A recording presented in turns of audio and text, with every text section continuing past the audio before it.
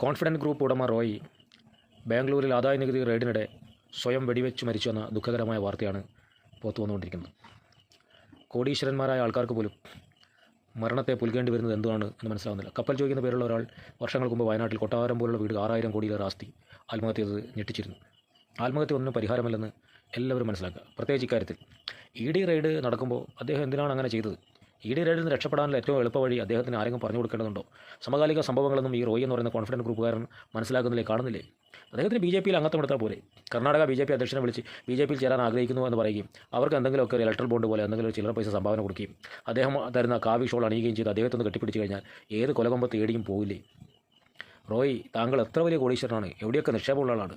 താങ്കളുടെ നിക്ഷേപത്തിൻ്റെയും താങ്കളുടെ ആസ്തിയുടെയും 100-1 പോലുമില്ലാത്ത കിറ്റക്സ് സാബു എന്ന കിഴക്കമ്പലത്തുകാരൻ, അദ്ദേഹത്തിൻ്റെ അടുത്തും ED വന്നു.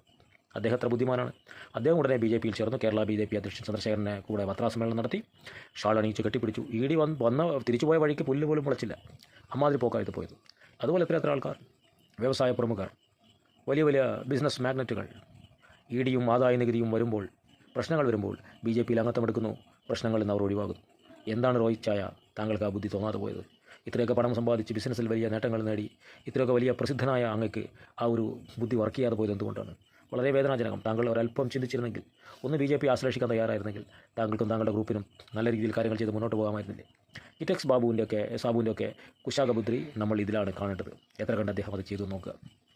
EDയെ പോലുള്ള അന്വേഷണ സംവിധാനങ്ങളെ കേന്ദ്ര സർക്കാർ ദുരുപയോഗം ചെയ്യുന്നു എന്ന് വ്യാപകമായ പ്രതിഷേധവും പ്രതികരണവും അഭിപ്രായവും നാട്ടുകാർക്കുണ്ട്. അവരുടെ ക്രെഡൻഷ്യൽ തന്നെ വളരെ കുറവാണ് എന്ന് പറയുന്നു. 198 അങ്ങാണ്ട് സാമ്പത്തിക ക്രമക്കേട് കേസുകൾ ED രജിസ്റ്റർ ചെയ്തതിൽ 2 പേരെ മാത്രമേ ശിക്ഷിച്ചിട്ടുള്ളൂ. 196 ശിക്ഷിക്കപ്പെട്ടിട്ടില്ല. കാരണം അതങ്ങനെ ആയിരുന്നില്ല എന്നുള്ളതാണ്. അപ്പോൾ ആൾക്കാരെ പേടിപ്പിച്ച് പാർട്ടി ചേർക്കുക, പാർട്ടിയുടെ എണ്ണം വർദ്ധിപ്പിക്കുക എന്നുള്ള നയമൊക്കെ സ്വീകരിക്കാൻ ഇതുപോലെ അന്വേഷണ സംഘങ്ങളൊക്കെ ഉപയോഗിക്കുന്നത് വളരെ വേദനാജനകമാണ്. ആശയപരമായി പ്രചരണം നടത്തി ആശയത്തിൽ വിശ്വസിച്ച ആൾക്കാർ വരികയും ചെയ്യട്ടെ.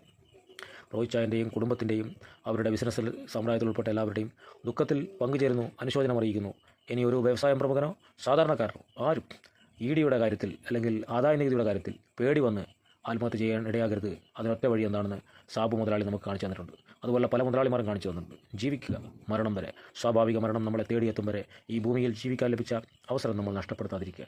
ഈ ഭൂമിയിൽ ജീവൻ നിലനിർത്താൻ വേണ്ടി ഓരോരുത്തർ എത്രയൊക്കെ പാടുപെടുന്നു, എന്തൊക്കെ കഷ്ടപ്പെടുന്നു, എത്ര ലക്ഷങ്ങളും കോടികളും ചിലവഴിക്കുന്നു, പണം പിരിച്ച് കഷ്ടപ്പെടുന്നു. അപ്പോൾ ഈ ജീവിതം അങ്ങനെ നശിപ്പിക്കാനുള്ളത് ആത്മഹത്യ ഒന്നിനും പരിഹാരമല്ല. ജീവിച്ചിരിക്കുക, മുന്നോട്ട് പോവുക. നമസ്കാരം.